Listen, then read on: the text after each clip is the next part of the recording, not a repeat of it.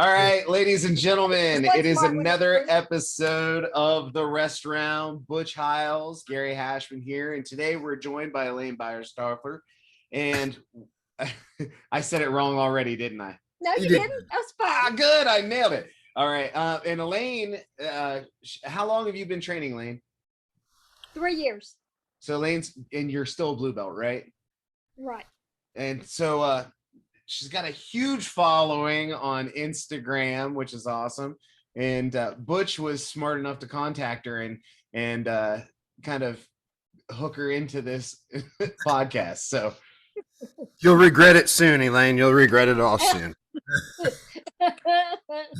Yeah. Well, here's what so this is perfect. Like I said, I didn't want to waste too much when we weren't on, the official thing. So where do you train and where are you from? And then we'll kind of get into everything from there. So just tell us a little bit about yourself for everybody that doesn't know. I train at the Gracie, Barra, Alabama gym. It's in Pelham, Alabama, and I live about 30 minutes south of the gym in Clear, a little town. We're south of Birmingham.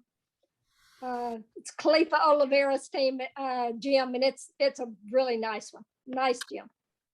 Yeah, and I mean that's what we noticed too. Obviously doing a little research, looking at your videos and your pictures and everything. That looks like you guys have a great team, first of all, and a very supportive team. And everybody, you guys train a bunch, and that's awesome. Like, it just looks like a fun environment. Am I correct? You are. It's great. Which is obviously important. So how long have you been training now then with those guys? I started at 69. I'm 72, almost 73. I'll be 73 in October. Wow. So that's yeah. So I just turned 70 when I went to the World Games. Which is awesome. I guess I've actually been training more than 3 years if you really count that. Mm-hmm. Yeah, which is amazing. I mean, and just to address your question early on, you're like, I don't know why so many people follow you, but that's exactly why. I mean, the fact that you're 71 and going to competitions, not just training, or 72, whatever. Did I mess that up? Yeah. I saw you look at me. So yeah. So, but the fact that you're doing that and competing at a high level, you're going to IBJJFs and you're training with killers, right? That is awesome. So, and really what kind of inspired me to reach out to you, even though I've been following you, is I run some competitions, and Gary helps as well. It's called the WVGO, mainly because we're in this little area, the West Virginia, Ohio region. Obviously, Gary just said he just moved, but that's where we're mainly doing the competitions. And we just had a guy compete. And how old was he, Gary? He was maybe in his 70s, I think. At least late 60s, I think. Yeah, maybe early 70s. Yeah, and the same thing. So his disadvantage, and he did great. He's actually one of the West Virginia senators, and he did an awesome job, to be honest. But his disadvantage was he doesn't do Brazilian Jiu-Jitsu. He did judo, and he did some other martial arts, and he decided, heck, he wants to go out kind of with a bang, and his competition days are not what they used to be. So he's like, look, I'm going, and I don't care. He didn't even sign up for the Masters division. He just went like with everybody. Yeah, so he did great. Yeah. Now, and so and that was what happened after it was over, and during the whole thing, everybody at first was, I'll be honest, at first they were worried he was going to get hurt, right? They're like, what's that guy out there for? Yeah. And then after that, though, everybody was like really inspired that, and I reached out to him and I just said, hey, I just want to let you know that, everybody talked about it in a good way, that it really meant a lot to everybody. And it brings me to you. I mean, he's going to be a guest at one point too, but obviously you do jiu-jitsu and you've been killing it. Now, did you get started because other people in your family were doing it, or what was the reason that you started in it? No. I actually took a judo course, like a 6-week course, when I was about 20. And Wow. I really liked it a lot. But when I got back to Birmingham, my husband was working on his master's. We got back to Birmingham and nobody taught it. And so I just let it go. I just didn't even think about it until I was 69. And I saw some lady in a gi. And I said, do you do martial arts? She said, I do jiu-jitsu. And I said, well, I like judo myself because it's the only thing I knew. And she said, well, they teach judo down there. So I actually called that gym and asked if they would let me join the class. And the professor said, okay. So I went to the judo classes and scared the poor professor to death. He's like, don't throw her. Yeah. After a while, he said, why don't don't you move over and do jiu-jitsu? Because it was in the next mat and he taught both classes. So I did. I moved over and did jiu-jitsu and judo for quite a while. And I still do judo occasionally. It's good for takedowns. Absolutely. Yeah, well, you know, it's funny because a lot of people, when they market jiu-jitsu or martial arts, especially jiu-jitsu, we talk about it being for anyone ages 5 to 105. Yeah. Now, Yeah. I don't know how realistic we're thinking 105, but we do market it in that sense where it's like we want everybody to be able to do jiu-jitsu. And so it's obviously you're probably, I'm assuming, the only 70-year-old in your class. Oh, yeah. By far. By far. Yeah. So Early 50s, I think, guys. have you always been a risk taker? I mean, that seems pretty ambitious. You know, I mean, right? Maybe not to you, but to the rest of us. Like, because I tell you why. So many people write me at 30 or 40 and say, "Am I too old to jiu-jitsu?" I swear, it's the most common question, and I'm like, "No, you're not." And that's why we're doing this podcast, because now I can say, "Hey, watch this." Every time they say that, so. Well, I never did any competitive sports at all. This is my first try in the competitive sports, but I've jumped out of an airplane and I ride a frisky horse, those sort of things. So I guess I like a challenge. That's just still crazy because jiu-jitsu's, I mean, essentially people are trying to kill you, right? We joke about it, but they're not really, right? But they are trying to break stuff. I mean, that's pretty wild.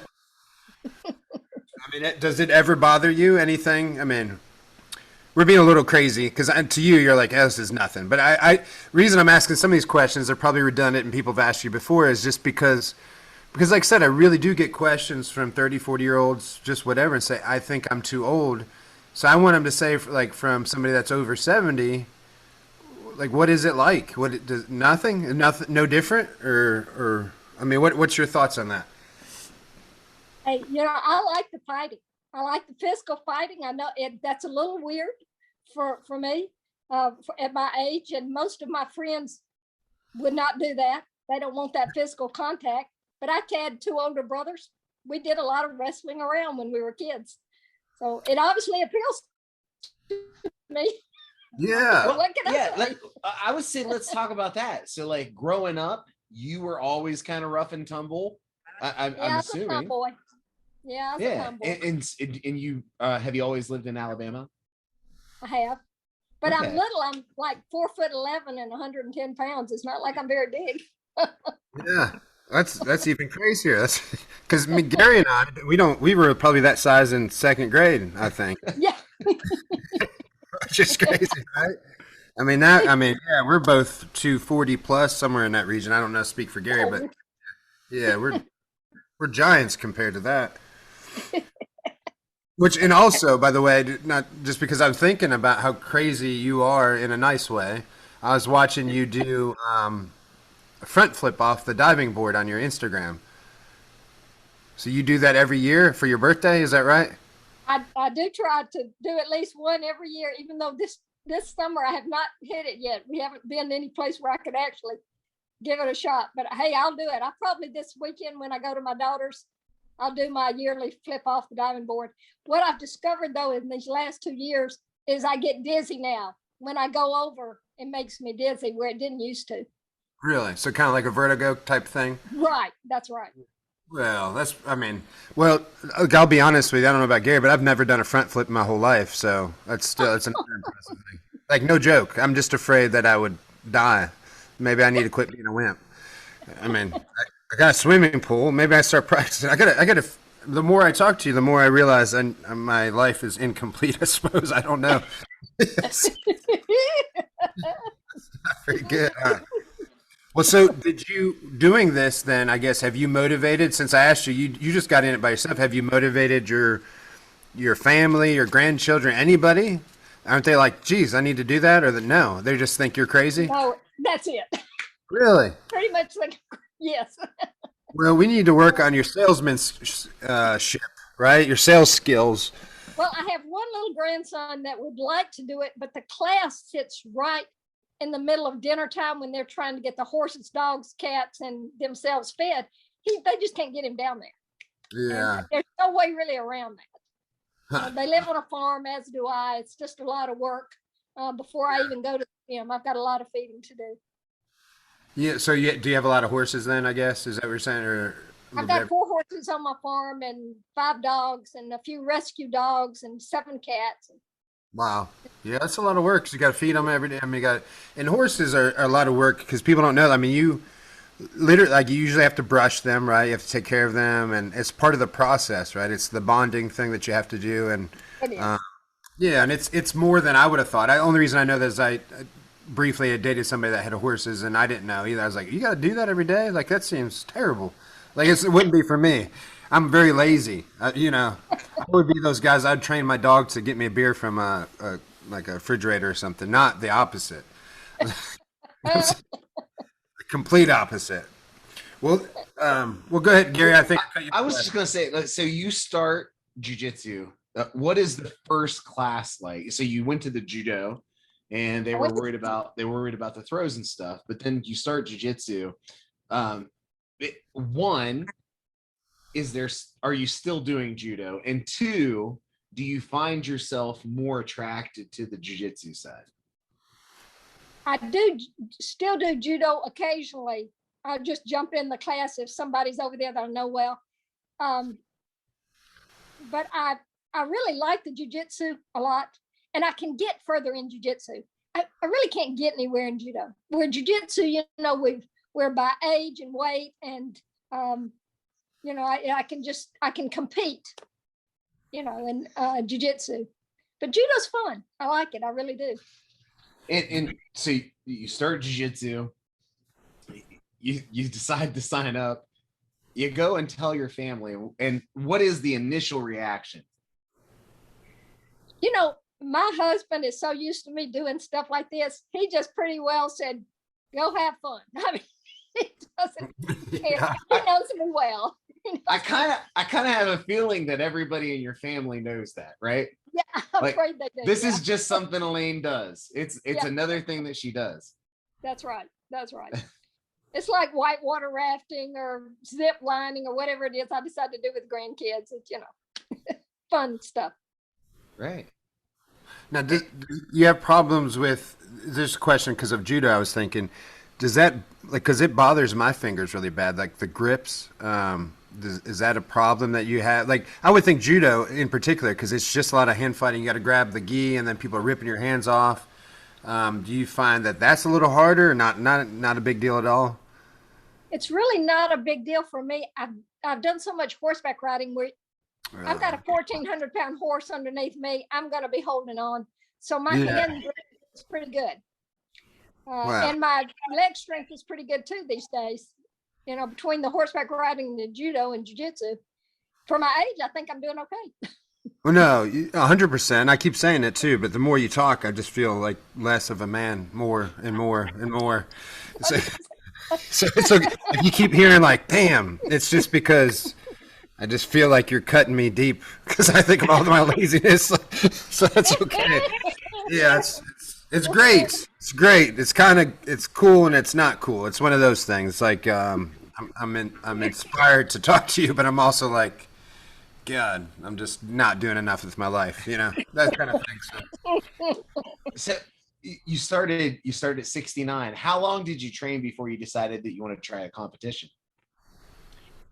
Well, I had been in the class maybe a year and a half, not quite. And my professor said to me, I'm going to take you to Las Vegas to the World Master Championships. And I went, what? I said, I'm not even a blue belt. He said, well, you will be by the time we go. And I just said, okay. Yeah.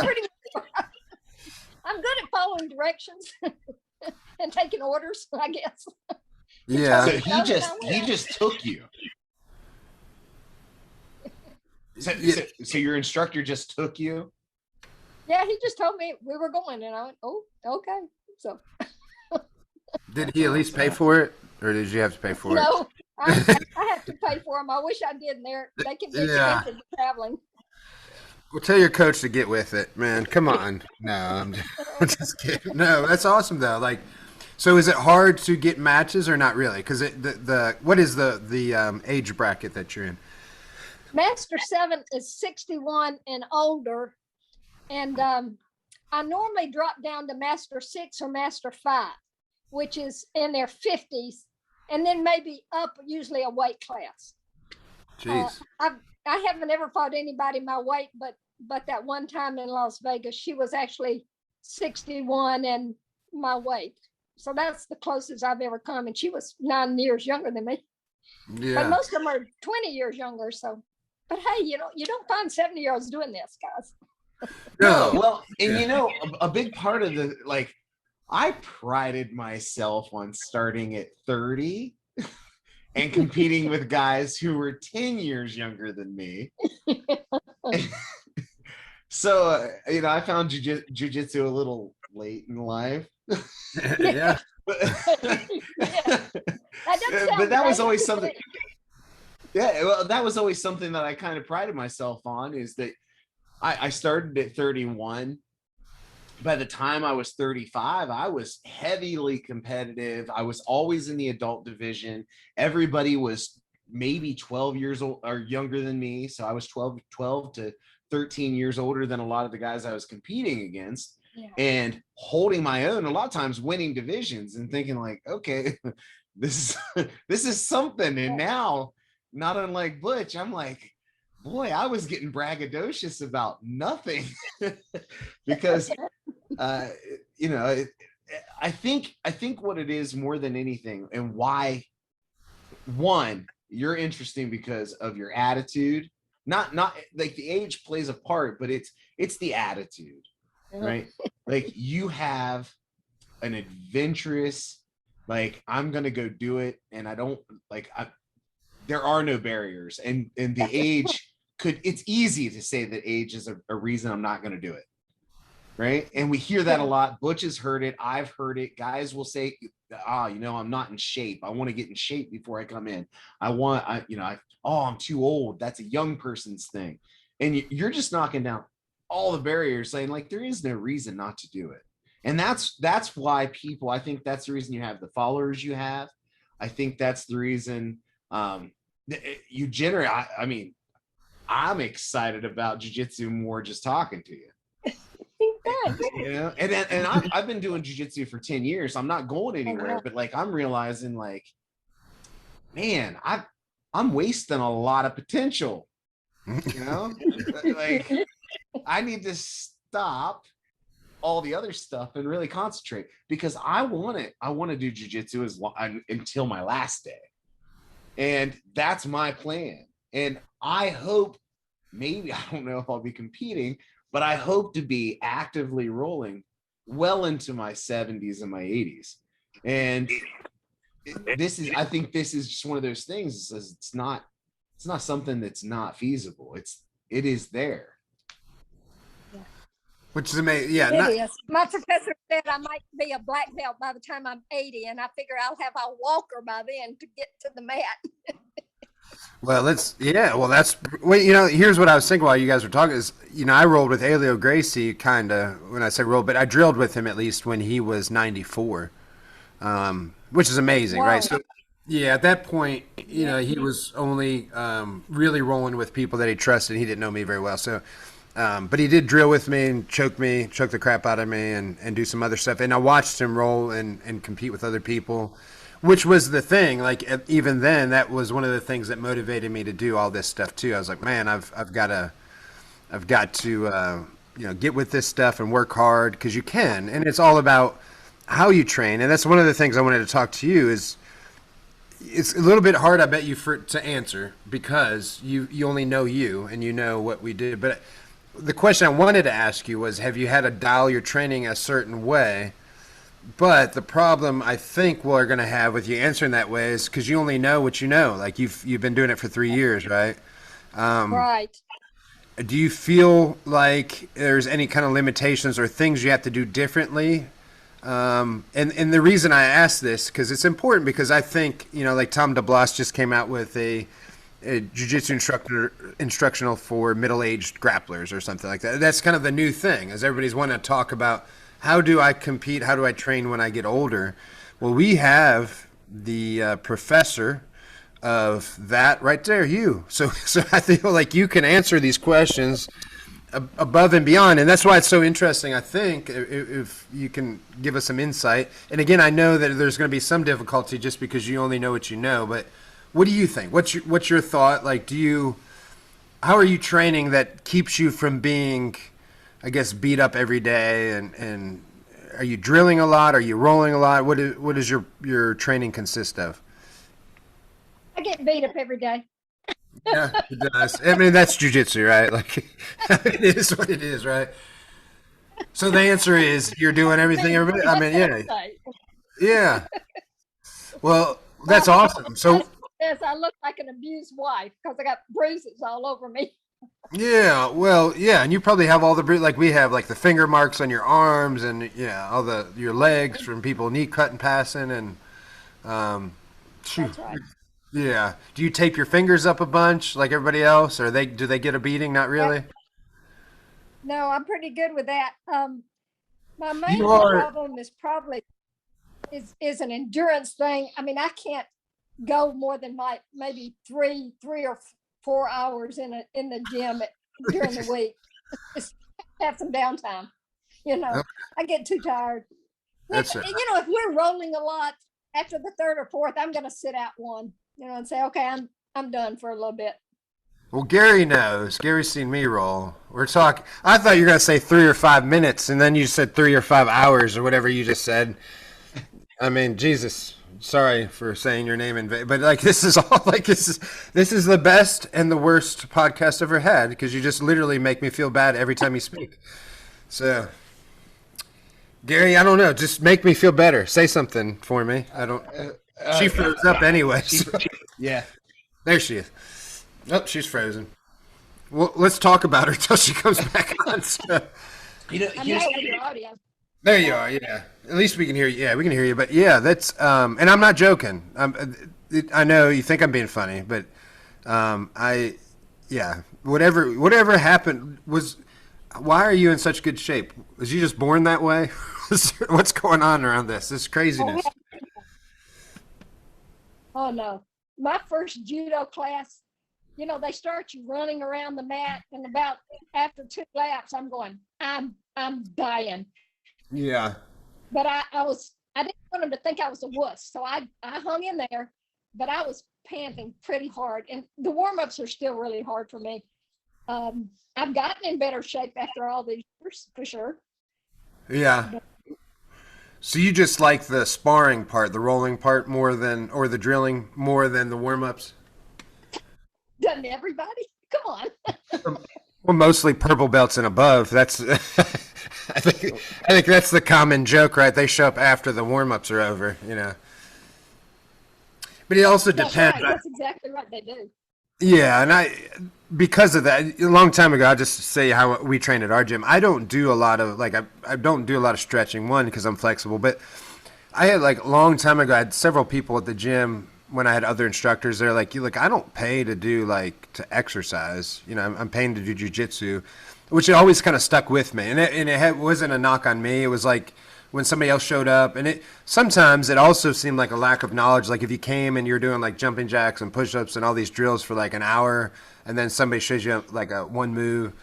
Some people would also say, well, that's because that guy doesn't know anything. He's just wasting all the time doing exercises or whatever. But the point is, whether that's true or not, it's kind of always stuck with me. So we will we'll do a 5-minute stretch, and then we're right immediately into drills, and then rolling at the end. So I think that's my version of what you're saying. I know everybody wants to skip all that stuff anyway, but I do think it's valuable because just like you said, you're in a lot better shape, and all the people that I know that do all those warm-ups and do all that stuff consistently, because I'm the instructor for my gym.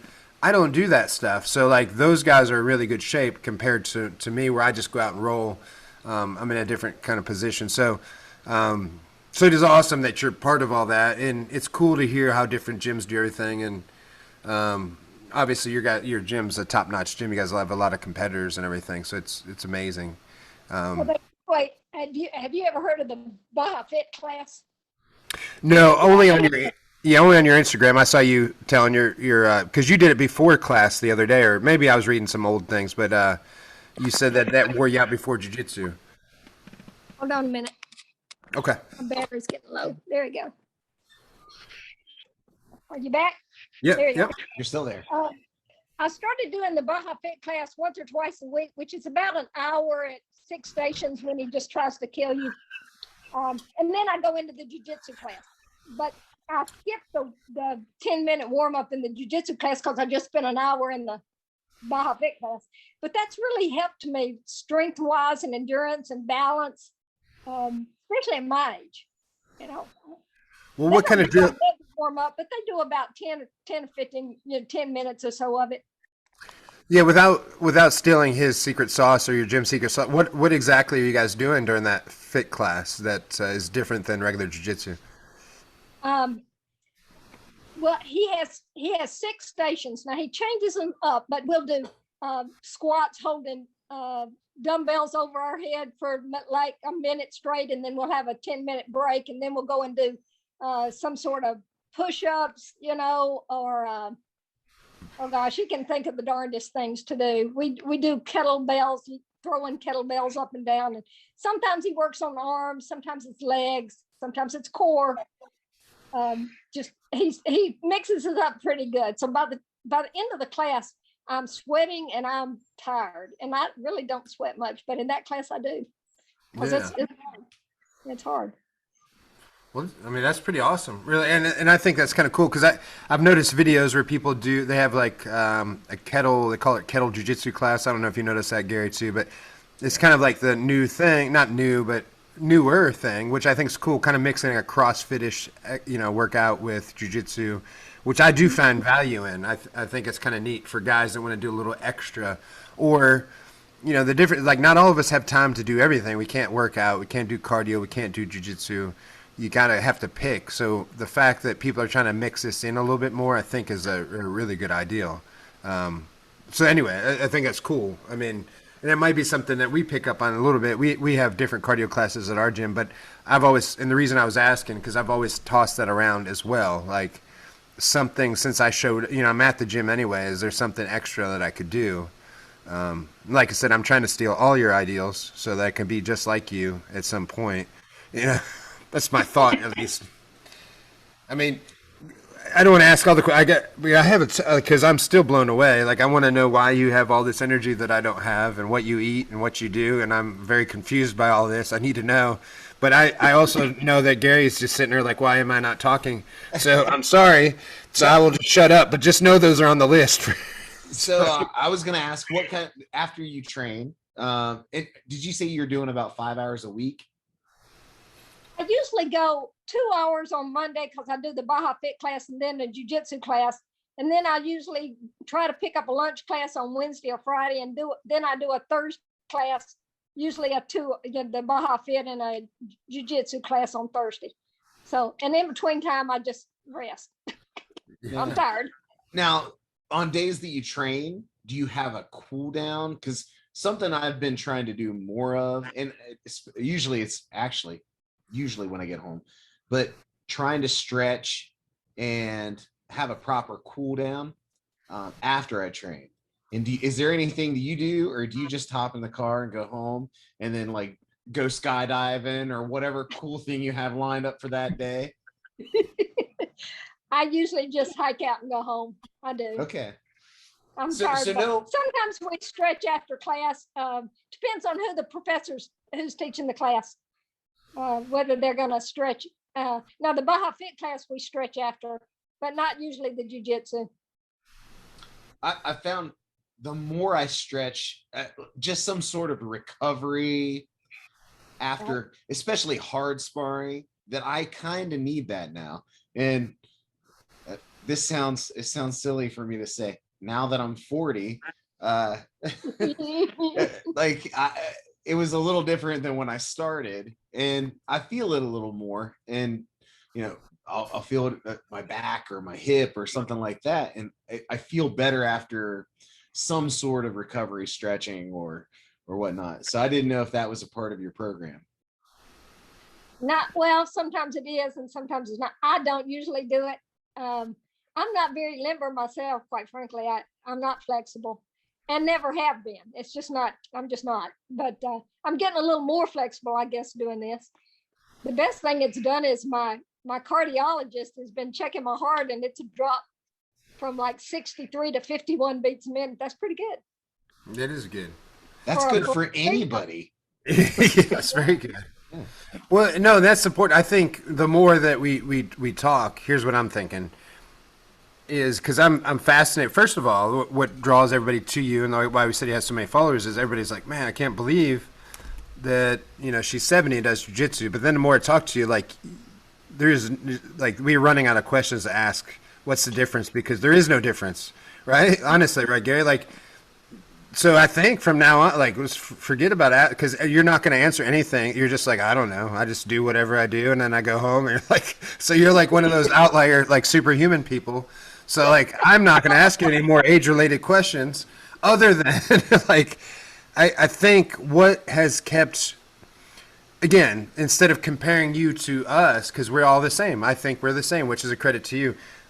What has kept you so healthy? What can we do to be this fit and awesome at you know, at your age? I guess in another 20, 30 years. I mean, because that's what we need to know. That's what everybody wants to know, and that's why I think everybody loves you. They want to know, like, how are you doing this, and why are you so awesome? Right? We want the secret sauce. We want the answers, and you don't have them. I don't think. You're just like, I'm just me. But we're going to uncover them somehow. We're going to figure this out. So you know, so what do you think? Is there something that I mean, you're obviously a risk taker, but is there something, you look like you're in shape. I saw you in a bathing suit doing a front flip. So, like, you are in shape, in better shape than me. That's for sure. So I mean, how do you eat? You've obviously been in shape forever. Are you into any of these weird diets, like the keto diet or the carnivore diet, or are you just, what have you done all your life? Please tell me you're a meat and potatoes gal, and that I can eat. I'm a carnivore. I like meat. I'm just yes. I would like to say I do keto some, just because I try to stay away from the carbs because it makes me fat. But I like cookies and candy, and I'm a few pounds heavier than I like to be, just because I won't leave cookies alone, or brownies. Yeah. Well, isn't it hard too? And I'm sure if you have your grandkids around or anybody, it's hard when you have kids around, because you have to have that stuff in the house. I know, you know what I mean? Like, it makes them happy. I know you don't have to, but my kids have all that stuff, you know. No, my grandkids, or my daughters at least, are very health conscious. I've got one group, they don't even hardly know what sugar is, sadly enough. Well, so they really monitor their food pretty carefully, so I don't really feed them junk over here. I don't. Well, so I get fussed at if I did.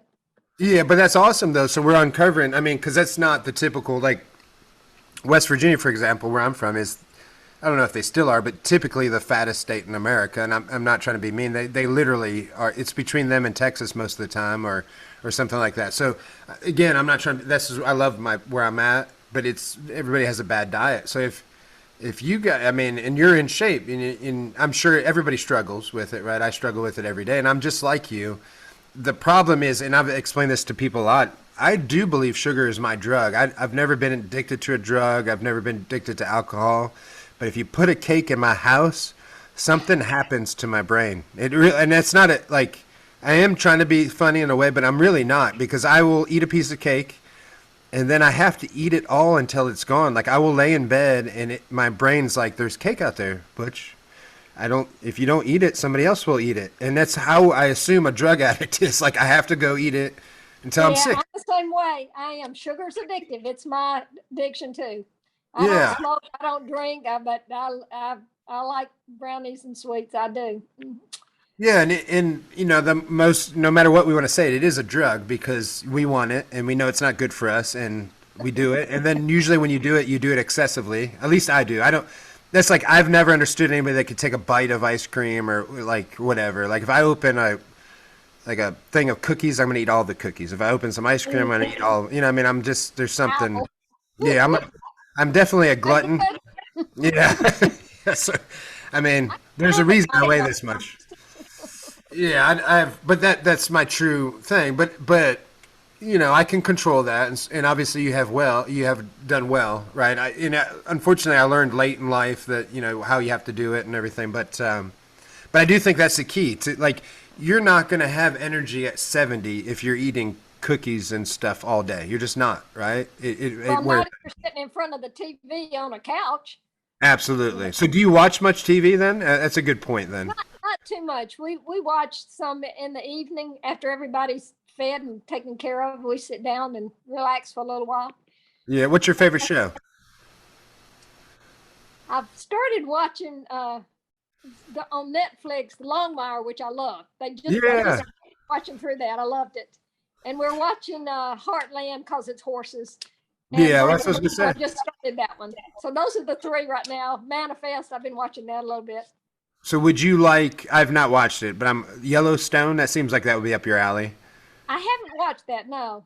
Yeah, I tried it. So just so you know, my wife, even though she's a West Virginia girl, she is so weird. She'll appreciate me saying that, but like I try to watch Longmire with her. She cannot get over the fact that, like, if you wear a cowboy hat or do anything, she's like, I don't get it. We lose her right there. She'd rather watch a bunch of high school people play football or something. I'm like, dude, grow up, woman. I mean, like, what are you watching high school? I grew up around people who rode horses, so obviously they either got a cowboy hat on or a hard hat, one of the two. Yeah. So have you ever, speaking of horses, then have you ever fell off a horse? That's some hard stuff. I'm scared to death of horses. I started riding when I was about 2 years old. I've come off twice in my life. Wow. I hold on like a tick. Yeah, that's pretty good. So Gary, are you a good horseback rider, or no? No, I think I've rode a horse twice. And the fastest that I've gone was a slow trot. Well, and just so I don't know about, and I'm not going to speak for Gary, but Elaine, just so you know, when I talked earlier, that girl that had horses, here's why I don't ride horses. I felt so bad. They had to put me on this picnic table to get on a horse because, like, when I would try to jump on the saddle, like, whether it was tight or not, the saddle swung around the horse because I was too fat. And then, like, when I would climb up on this picnic table to get on the horse, I just felt like the horse, it was like animal abuse. It was like, it just had a look on its face like, I don't want this guy on here. He's killing me. And then it's like every chance the little horse got, he would try to throw me off or something. But I did enjoy it. Like, it was like, I enjoyed it. I'm from Cleveland originally, so I'm a city person. So I was trying to like, know what it's like to be like you guys. But I appreciate it. It's the same thing. Like, I don't hunt, I don't do all that stuff, but I appreciate it. I'm a city guy, and that's where I grew up. So I'm a little bit, removed. But like when I first moved to West Virginia, for example, I baled hay. That was the first job I had. It was like $3 or $4 an hour. And yeah, it's a tough job. Yeah, it's terrible. We've done that. Yeah, and that's what I'm saying. So I appreciate people and that's another reason I did it, because I wanted to know. It's like, as a city person, you don't appreciate other people. You just think, oh, like, just work on a farm. Like, you don't even know what that means. It's almost like you're brushing it off until you actually do it. I did that, and I was a log roller at one time for a sawmill. So I tried to go full on country. And then it didn't work, so here I am. But what it did do for me was give me a greater appreciation for everybody else. You know what I mean? Like, so when you say you have horses and that you work on the farm, people don't understand that's a giant workout. Because you're carrying food and you're pouring food into whatever you're doing, or taking care of these giant animals, these horses, or feeding them. If somebody means they're probably baling hay, and even if they're not baling hay, even if they're buying it, those bales of hay are 50 to 100 pounds or more, right? And you're moving those, and just nonstop. And then you've got to get ready for the winter. You've got to do this, you got to do that. Bottom line is, that's a superhuman too. Like, we're giving you props for jiu-jitsu, but maybe that's one of the things that keeps you in shape for jiu-jitsu. Like, we always say, like, those people are farmer strong, or whatever the thing is. That's probably you. You've probably got that grip strength that people like Gary and I don't understand, because you work on a farm, you grab things, you do things, and that's why we're like, how do your fingers hold up? How do you, and you're just like, I don't know. This is because that's what you do. Right? That's what you do. That kind of leads to my next question, which is, before jiu-jitsu, what was your normal exercise? Did you have a normal, or was it just working the farm? Well, riding horses and working on the farm. That's what I did. I didn't really do anything, special. Just that. That's special. No, that's special.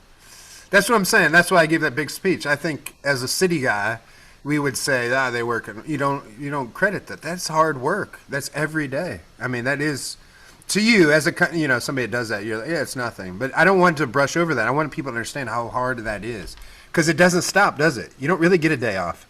No, you don't. My husband works really hard. I mean, he's a year older than me, but he spends hours on the tractor and hours with a weed eater on the farm. And he weighs the same as he did in high school. We were high school sweethearts. That's awesome. He's in good shape. Very good shape. How old is your husband? He's 73 and I'm 72, and we're both having a birthday in October. So that reminds me of a Grandpa Jack, and the same thing. I mean, he baled hay. He probably still does. I mean, man, that guy, he's my hero, just like you guys. And that's the same thing he does. And that's what my dad would say. He said, when I grow up, it was a joke, because I was 30 when he would say this. But my dad would say, when I grow up, I want to be like Jack. But that just meant because he worked just every day, nonstop, never complained. There was no sick days. There's no I'm hurt today, because your animals don't care. Your farm don't care. You got to get it done. Yeah, you do. You do. So is that common in Alabama? And forgive me, I don't even know if I've ever been to Alabama, to be honest. Is that everybody have a farm? That's probably, I know not everybody now. It's like in West Virginia, not everybody's a hillbilly either, but it's the same. It's a beautiful state. We have the Gulf Coast down in the Gulf, and you got mountains up in the north, and we're sort of in the middle. But both my daughters have farms with horses, dogs, cats, and rescue animals. I work for a rescue, or I volunteer for a rescue that my daughter runs. Now my son's sort of he married a city girl, so they're more or less in the city. Wow. Yeah, he doesn't know how to ride a horse. I tried, but he's hopeless. Yeah, we'd be good friends, me and your son. It'd work out. I mean, do you know much about country life, Gary, in Ohio? Not much, right? I mean, I know a lot of people who had farms. I never really worked on a farm. I lived in a rural area, but I never had to do any of that. Yeah. No, but it is awesome though, right? Like, you think like it's we're just not around, but that's why everybody watches those shows. I think, like the shows she mentioned, there's a nostalgia about it, and that's why those shows are so popular, because everybody wants to see that way of life and what it's like, and right. I think so.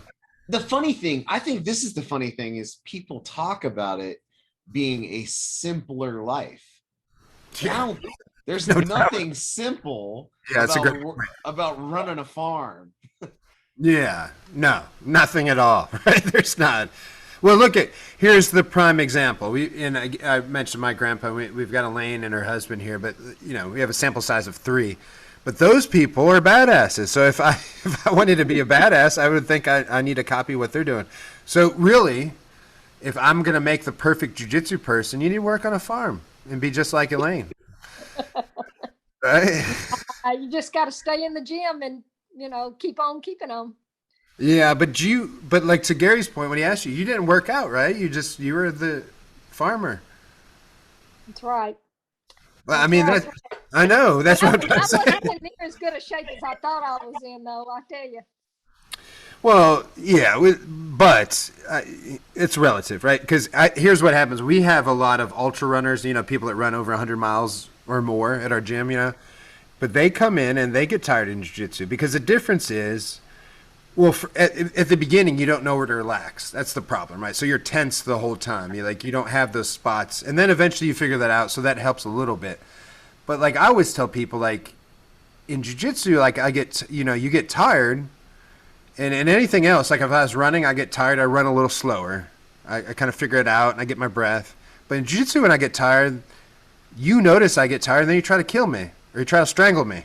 So I don't really get a break. You know what I'm saying? It's like, unless the other guy's just as tired, which typically they're not, right? So, and that's also why. Yeah, but and I think that's why it's so fun, don't you think? Because of that exact reason. And that 5 minute, and then also it is 5 minutes, so it kind of gives you a little thing like, if I can make it 5 minutes, that's great, right? And that's kind of a cheat code, right, for all of us. And there's ways to cheat in that, but but it is 5 minutes, and it's a hard 5 minutes because it could be as hard as your partner wants to make it. They can make it a sprint, or they can make it technical. They could do a lot of things, right? But most people make it pretty hard, moderately hard. In competition, I feel like if I can make it through the full 5 minutes, I've done pretty good for me. Now, I fought one girl that was in her 40s, and I lasted maybe a minute and 30 seconds the first time I fought her, and the second time maybe a little over 2 minutes where I got choked out or whatever it is she did to me. I just couldn't hang with her. She weighed way more than me, and she's a lot younger. But that's the only time that I haven't made it the full 5 minutes. Which is awesome. So you're consistently not getting tapped out, more or less? Yeah, I don't usually tap out. Well, I had one referee stop a fight because he said I wouldn't tap when I should have. She was trying to armbar me, and I refused to tap because I'm hard-headed. And he stopped the fight because he said, she's going to break your arm. So he stopped the fight. Screw that guy. Yeah. that's not good. He was probably right, but I'm just too stubborn to let it go.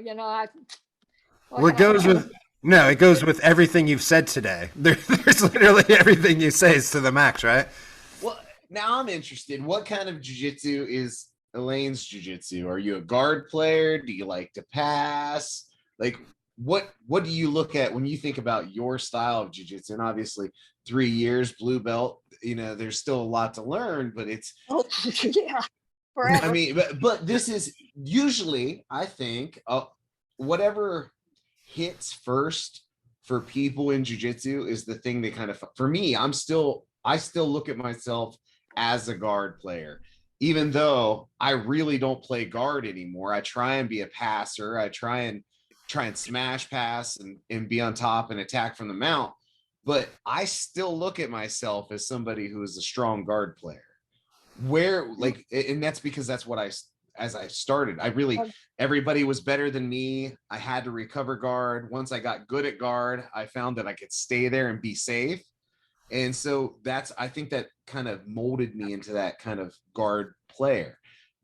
Where do you see yourself in your jiu-jitsu? Like what kind of style is Elaine's style?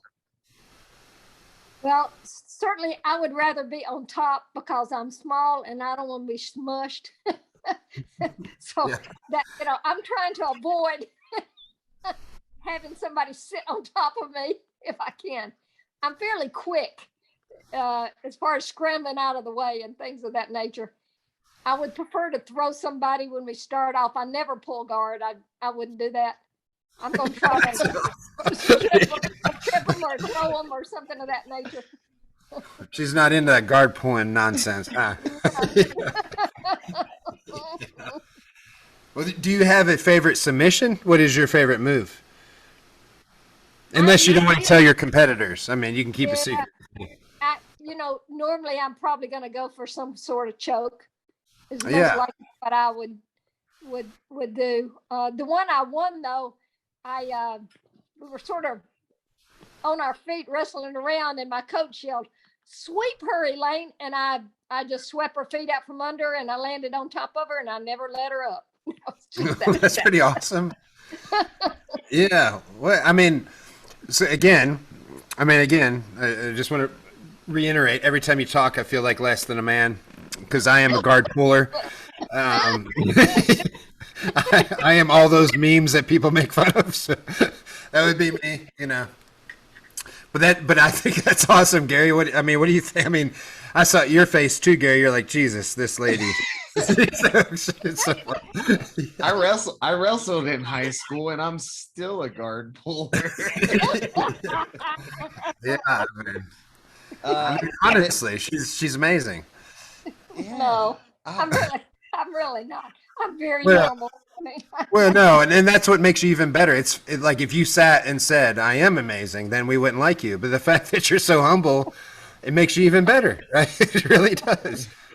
I think After this podcast over, Gary and I are gonna send you we need an 8x10 screenshot autographed picture.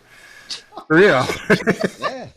I'm not joking. I'm being serious. This is amazing. You are especially for, I don't know about Gary, but West Virginia. I've been trying to start women's jiu-jitsu for a long time, and it's hard, right? There, and that by me, I mean, and there's other gyms, Ground Zero and San Zigo, and on and on. And they have, but they all have like a few women's competitors, right? I want to, I've been trying to get Misha Tate in for a seminar for a long time, and the reason is for the same thing. I'm just trying to motivate women to train, and seeing for Misha's, for example, seeing like a pretty girl train and compete and do well, I think would be motivating because.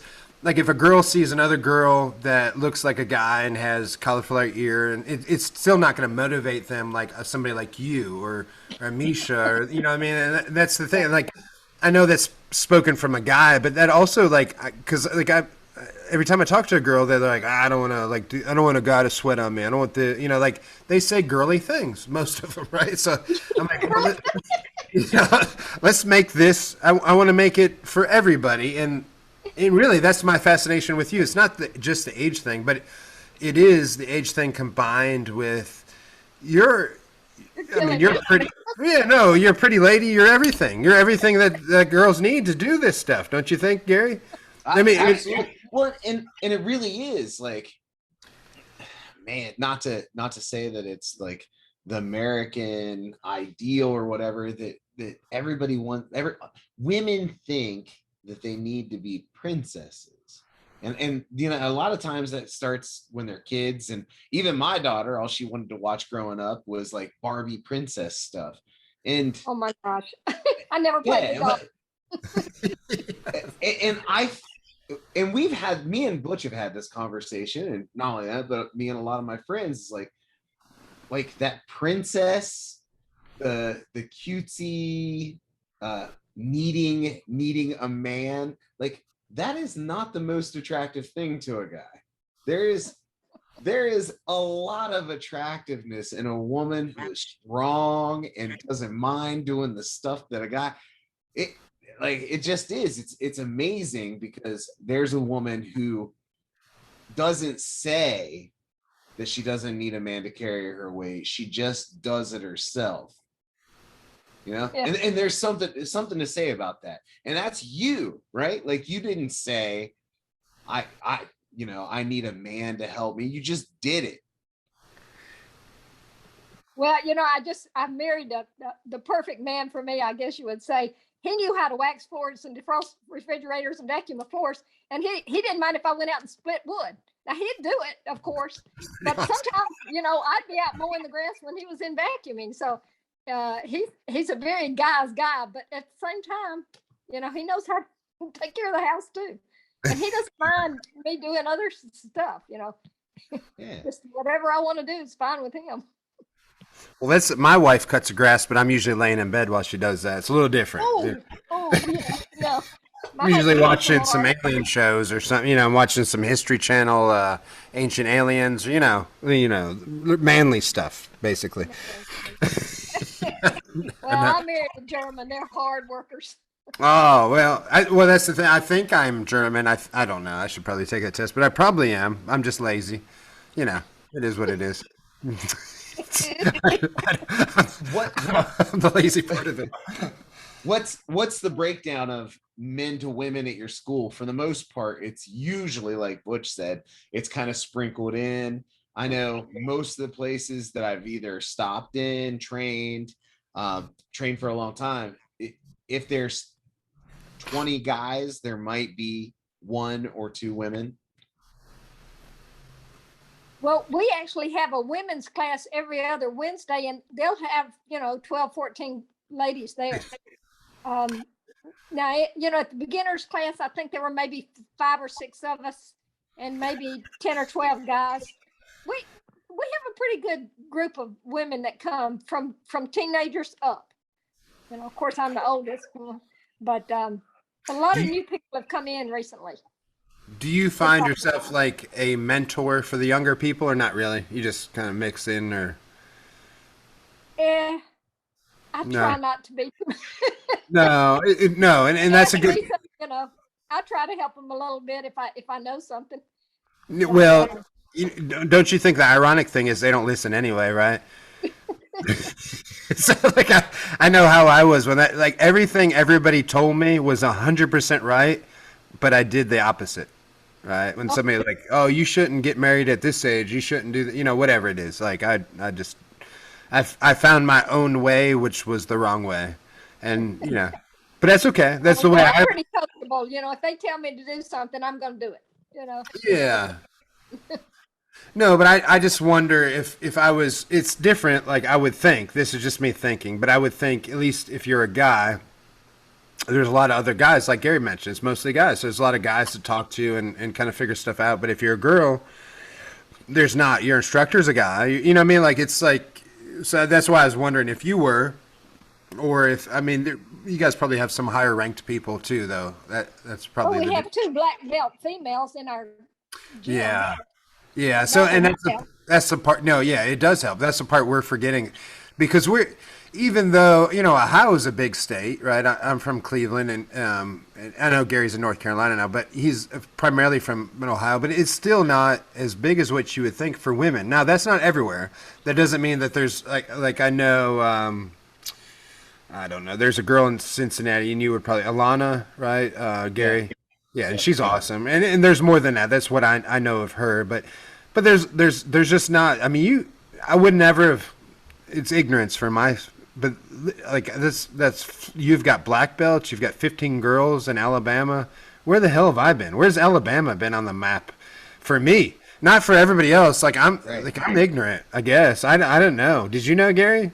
This is like a hotbed. Yes, this is like what's going on over there. I mean, so. Congrats to your school. I know it's a Gracie Baja school, but like, I don't know if all the schools are like that in Alabama. I'm assuming not. If they are, then fuck, I need to go to Alabama. I'm sorry. That's yeah, that place is rocking. We know that they're good. Is that the place, Gary? And again, I'm ignorant on everything, but that's where they're good at college football too, right? Yeah. Oh yeah, that's us. I'm gonna.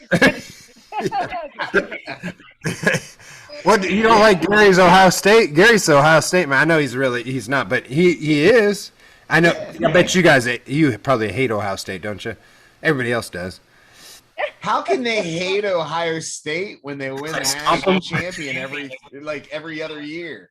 That's like asking a Clemson if they hate Ohio State. They're probably like, I love those guys. Those are amazing.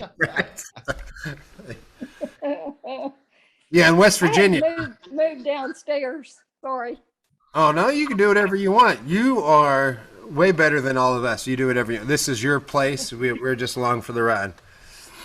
I mean, honestly, I don't know. I mean, Gary, we're doing, like, this is what I was going to add. Like, I'm running out of questions to ask as far as what I said. Like, I had this thing in my mind that I'm going to ask them what it's like to do this, what it's like to do that.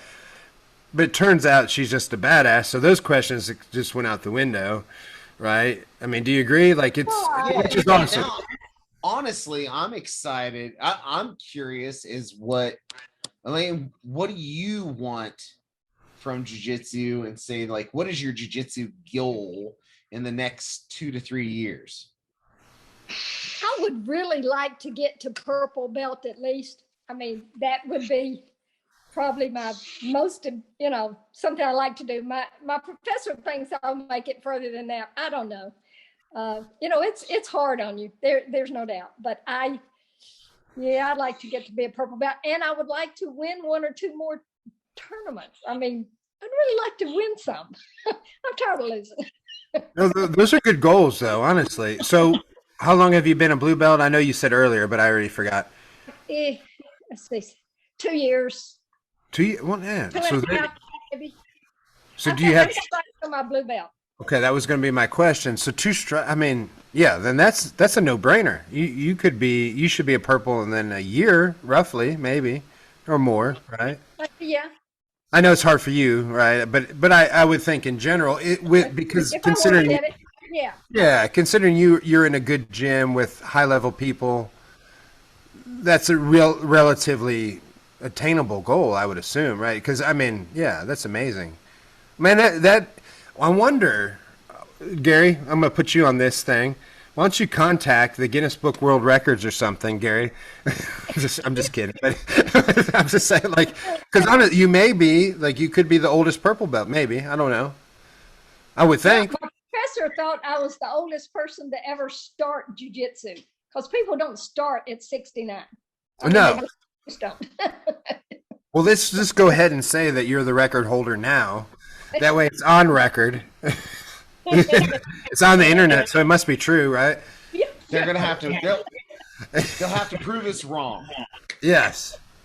I mean, honestly, I mean this is insane because I was probably I don't know, 19 or 20 when I was a blue belt. I would have say right. Right place, right time. So in 1990, this is a dumb question, but kind of so in 1993 when the UFC came out, how old were you then? Did you watch the UFC in 1993? I could do the math, but I'm really stupid. What do you think? That's what got most of us in jiu-jitsu was 1993, and the UFC came out, and we all started jiu-jitsu. What is UFC? I don't even know. Do you really not know? Are you just kidding? Do you really? No, oh, God. Never heard of it. I didn't know what jiu-jitsu was till I started in the class. Man. That's wild because some of the first UFCs, like Dothan, Alabama, was that was UFC 10, 9, something like that. You really don't know? Are you just playing around? No, I don't. I really don't. So like the ultimate fighting championship. It doesn't ring a bell. No. Jesus. Joe Rogan. Never heard of him. No, you get better and better every second. It's awesome. Well, then that is even better because most of us got. I'll break this down to you.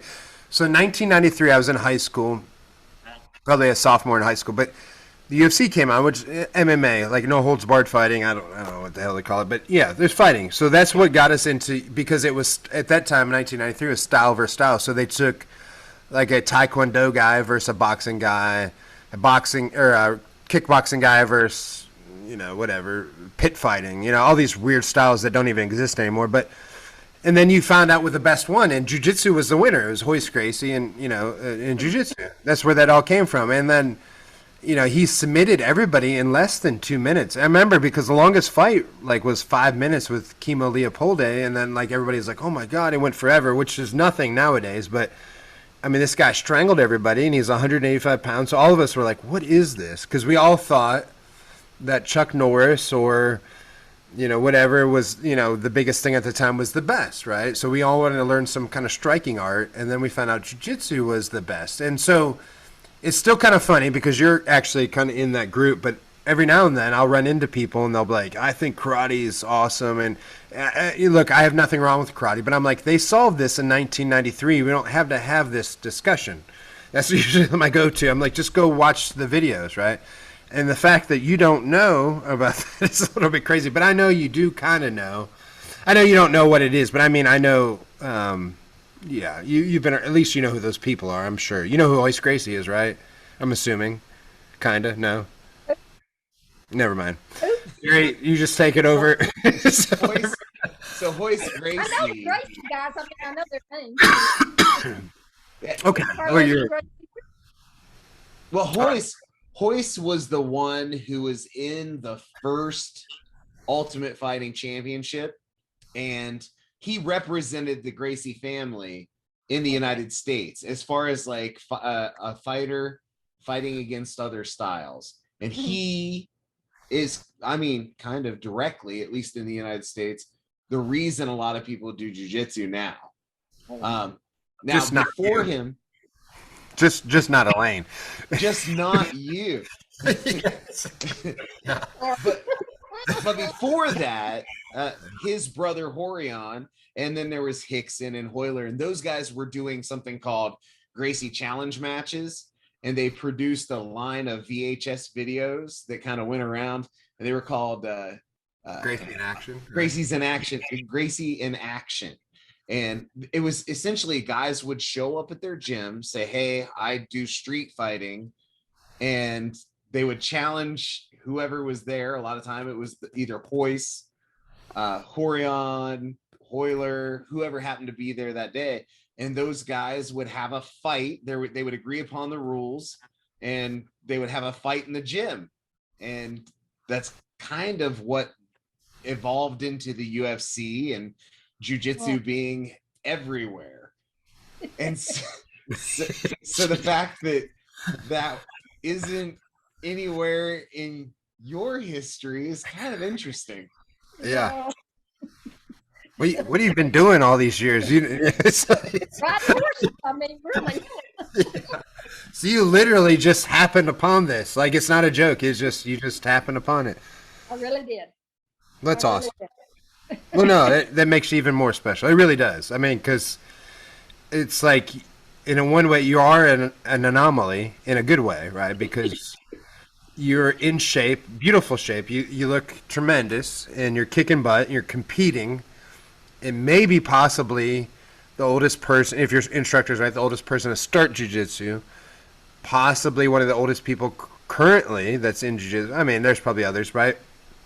But I think there's some probably higher belts because they've been doing it a long time. there is, and Whole life, you're probably a brown or black belt by now at my age.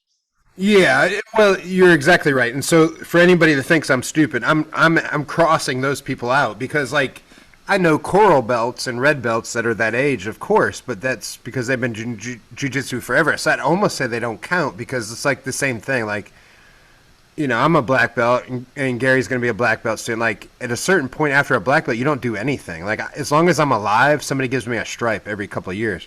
You know what I mean? So it's like I kind of don't count those people, because it, like, and listen, and I don't mean this in a bad way, but I almost feel bad, like, when I get a stripe, everybody's like, congratulations, man, you did great. I'm like, but I did nothing. I just stayed alive. Like, it's like I just feel no, you're still testing. I don't do anything anymore. Like, I just, as long as I'm still around, like Marcelo shows up and gives me a stripe, because it's every 3 years, right? Like, as long as I still have a gym, and I'm obviously exaggerating a little bit, but like, it's kind of true. And like, I feel bad, because I'm more excited for you and somebody else when they get a blue belt and a purple belt, because you're working for it. I'm not working anymore. I'm just like, I'm just alive, and I'm showing up, and somebody's like, hey, you got another stripe in your black belt. I'm like, it's like my kids. Like, they know. Like, I don't even know. Like, they know when I get a stripe, because it's like, it changes. It was like and Gary probably knows. I'm kind of ignorant in jiu-jitsu. It's like every couple of years I get a stripe, and then at a certain point it changed. Now it's more than it used to be. I don't know. My kids know more than me, because they look at stuff and they're like, yeah, in 9 years you'll be a coral belt. And I'm like, listen, I don't care. Like, I'm not even doing anything anymore. I'm just here, you know, which is sad. I miss the days like you guys. Doesn't mean I'm not still trying to train hard and work hard, but there is a difference. Yeah, when you have goals, and again, I'm not saying I don't have goals, but it's different when you're working for your blue and your purple and you're working for stripes. And the difference for me is just like, yeah, in another 2 years I'm gonna get a stripe, right? Like, it's a little different, not in a bad way. Do you compete? No, I'm a pussy. No? I didn't mean that in a bad way, but no, yeah, I'm not as tough as you. Yeah, so, yeah. It is what it is. You know, anybody that's listening from another gym, yes, I'm a giant pussy. It is what it is. It's okay, but no. No, I will tell. I've said this before. I'll say it again. This is the legit reason I don't, and obviously you do, and you kick some butt. But I would have to give something. So here's my philosophy, and you can. So I will listen to whatever you say, because you're awesome. Losing to me is not fun. So my instructor, he says, hey, why don't you just compete? You know, just do it for fun. Don't worry, right? And my response is, well, the only thing fun for me is winning. So if I go and I lose, that means that I'll need, like, to correct that, I'll train all the time, which means I need to give up either time with my family, time with my work, time with, like, I'm not willing to give up those things. And I could be wrong. This is just what's in my head right now. So my thought is, in order to do this podcast, to teach a gym, to have a job, to do this, all that, like, I don't have time for everything. And I could be wrong. Listen, there's other people that do it. And just like yourself, and they're completely fine. I just know my personality. I'm very addictive. Just like I said, I can't leave a cake sitting still. If I lost, then the only thing I think about every day was killing everybody and avenging that loss, and that means I would give up everything. Anyway, that's my excuse. It is an excuse, but it's legit. That's what I think. Because order. It is. I boxed in college, and that's ultimately why I stopped boxing in college. Was because I stopped going to class. Literally, it was 1990. I started skipping class because I was just too obsessed with boxing. Like, I would be driving down the road, and I would think, man, I got to fight in a couple weeks. This guy's probably running, so I would say pull over, and I'd start running, and I couldn't go to class. I couldn't concentrate.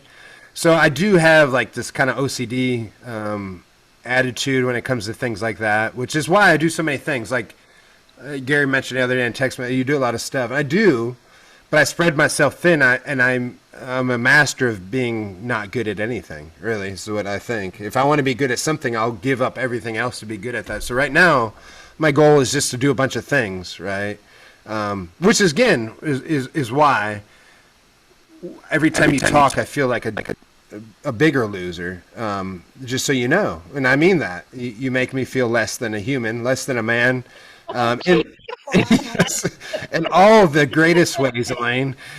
Just, but it's true. So it's true. So even you calling me out right there, it doesn't matter what I say. I'm just telling you what I'm telling other people, because you don't care why that is. And take it or leave it. Screw all those other people.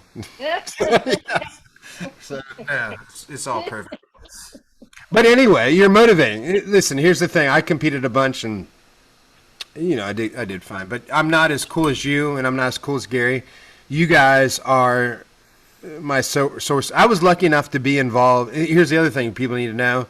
I'll say it right now. I was lucky to be involved when people sucked. That was the greatest. In 1993, people are terrible. That's when I started. So it's pretty good. Now that you guys are in it when everybody's good, when they know stuff. I loved it when everybody didn't know anything. You guys are amazing. Yeah, it's hard. It's hard.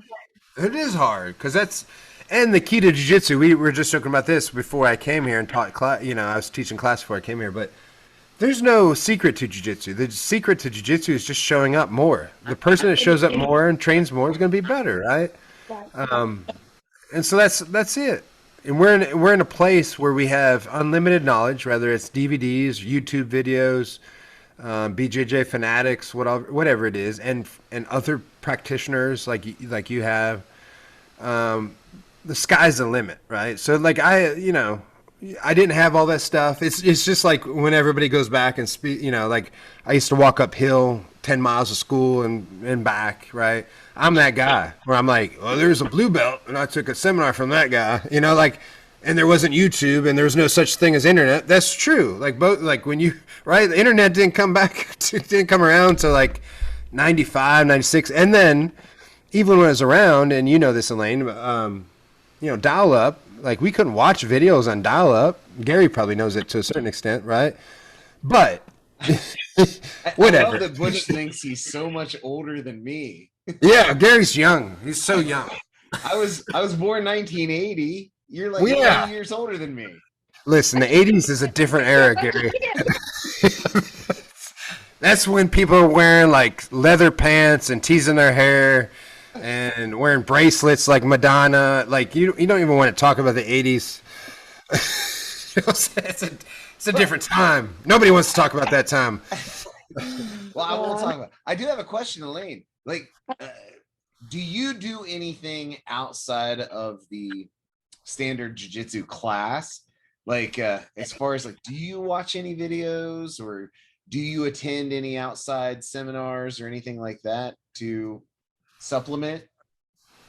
I usually video most of the drills in class, because if I walk out the door, I'll go, what the heck did we just do?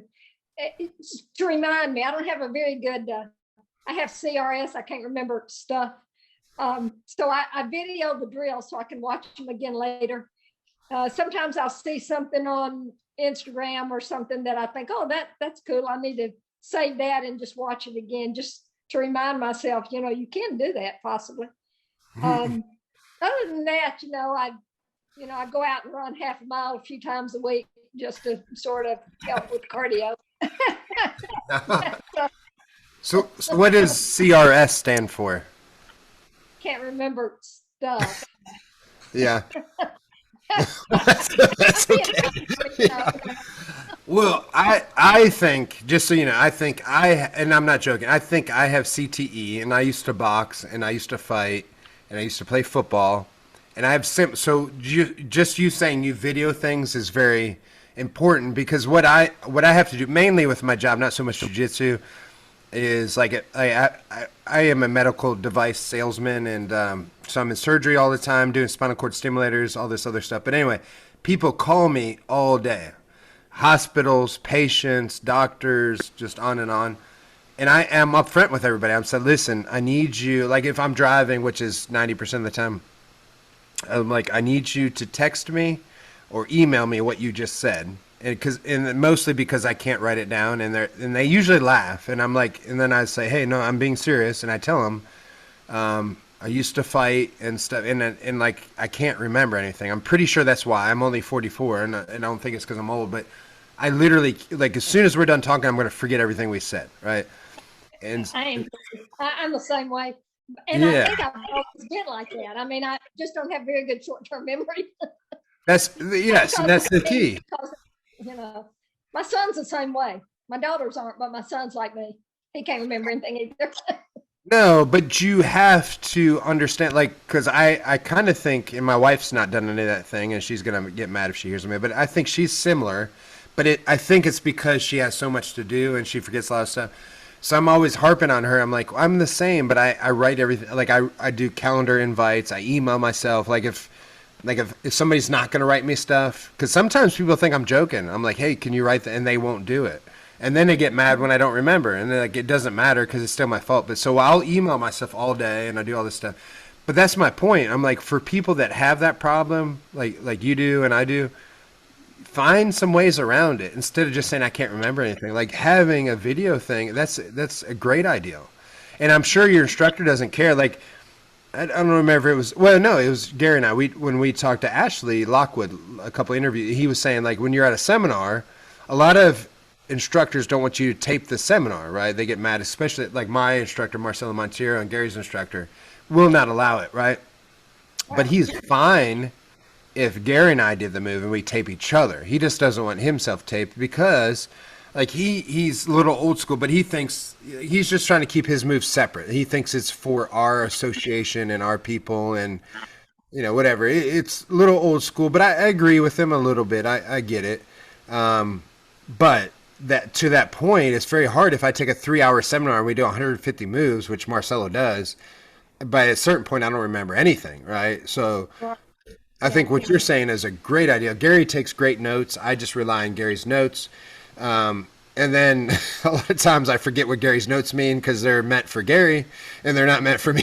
So I think what you're saying is great. And I think that's a great point.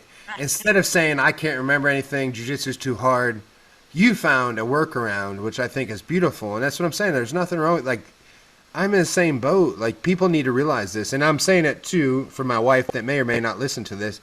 Write shit down, woman.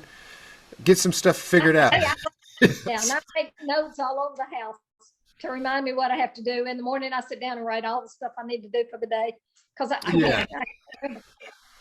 Now, was your memory always like this, or do you think it got worse over time? Or I've always been like this. I may be a little worse now just because I'm older, but honestly, I was like that when I was a kid.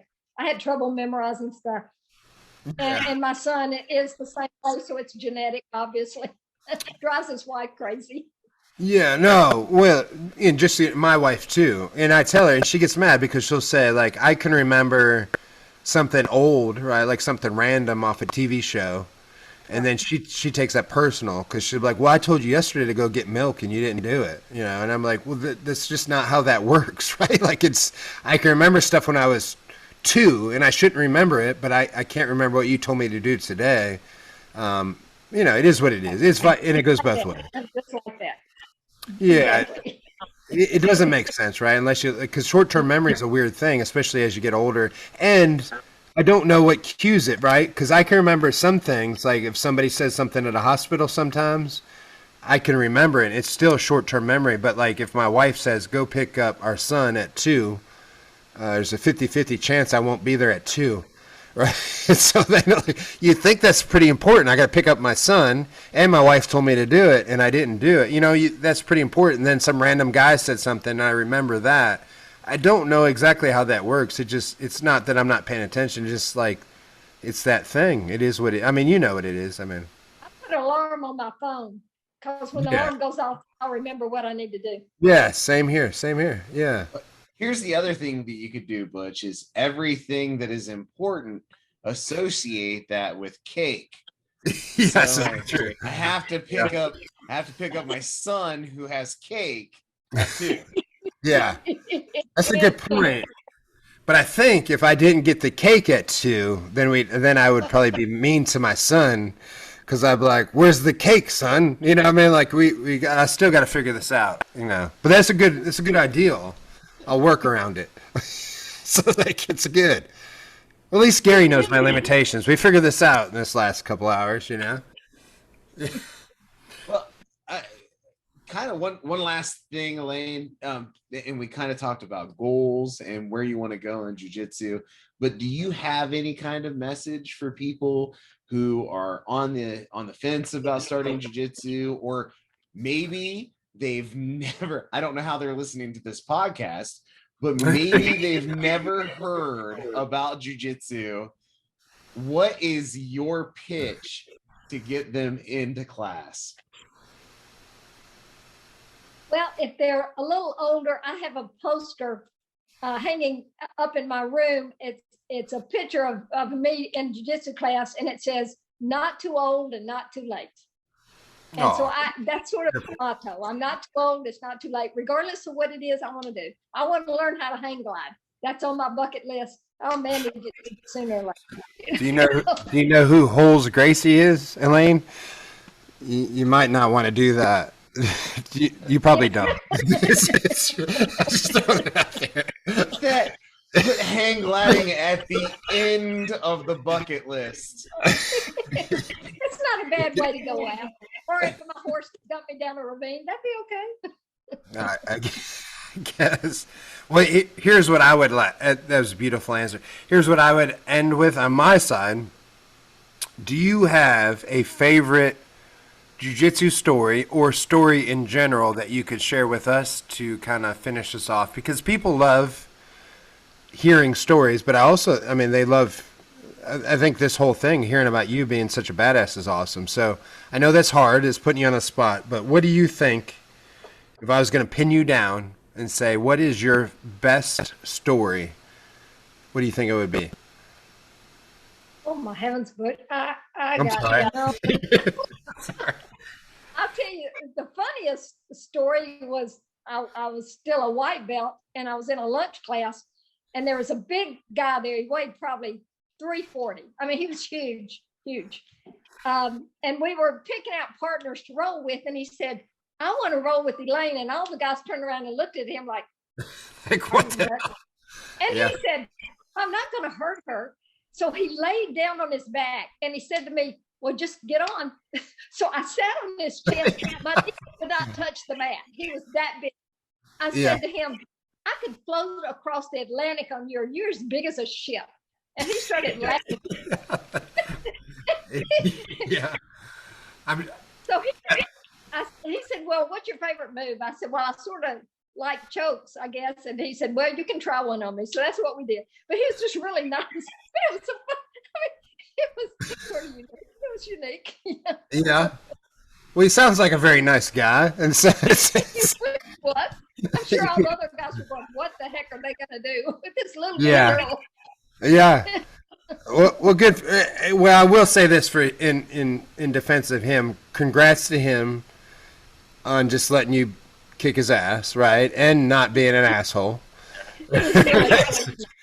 Yeah, and so that made you happy enough to make up a, talk about him in the future. So congrats to him on that. So what I would say is, Elaine, I had some ideals before we started this that I was going to ask you all these questions, especially about your age.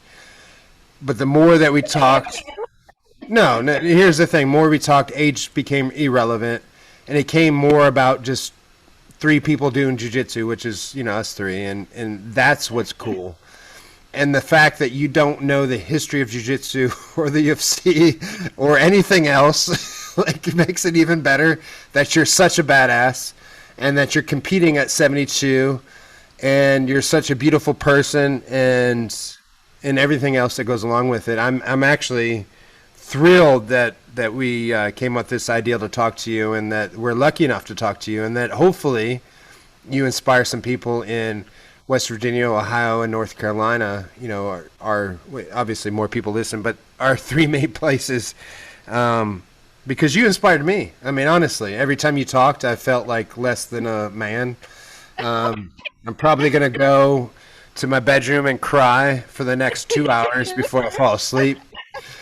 But I love you. Thank you for everything. Honestly, I mean, really, it was kind of fun. It was at the beginning. I think it was a little choppy because I was like so intent on asking you these age-related questions that were irrelevant. And then after I got off that, I realized you're just a cool human, and I love you. Thank you for everything. Thank you so much. I've thoroughly enjoyed this. You guys are crazy. I love it. Yeah, that's awesome. Yeah, Gary, you take us home, buddy. Yeah, Elaine, thank you so much, and thank you. I'm inspired. Like Butch was saying, it's not an age thing. It's just people who have interest in this, and I think that's why it's going to keep growing, is because it's not about. It's a beautiful thing about jiu-jitsu and a lot of things in life is that it's. There are no boundaries, age or wealth or color, or like all of those things don't really exist in jiu-jitsu, and that's the beautiful thing about it. All that really matters is the art and how much somebody can come in and appreciate and train it. And I want to thank you for doing the art that I love and inspiring me and obviously thousands of people on Instagram, and hopefully the thousands that might watch this. So thank you. Thank you so much. It's my pleasure. Right. Totally. Well, you tell your husband thank you for letting you, which obviously you don't get permission for anything because you're a badass, but thank you for letting us have some time with you, and I appreciate it. And you have a beautiful home in the background, and you're a beautiful person, and I appreciate everything. You have a great night. You too. Thanks, guys. All right, thank you. Keep kicking some butt. Uh-huh.